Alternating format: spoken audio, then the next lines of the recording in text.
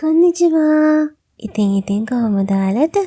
ඔයගොල්ලෝ හැමෝම සනීපෙන් ඇති කියලා හිතනවා. ඉතින් 2026 අවුරුද්දෙත් මාස 4ක්ම ගෙවිලා ඉවරයි. මේ මාස 4 මොන දේවල් සිද්ධ වුණත් මේ ඉස්සරහට එන මාස හරිම ලස්සන වෙන්න කියලා ප්‍රාර්ථනා කරලා ඒවා ලස්සන කරගන්න වැඩ කරන්න අපි දැනගන්න ඕනේ.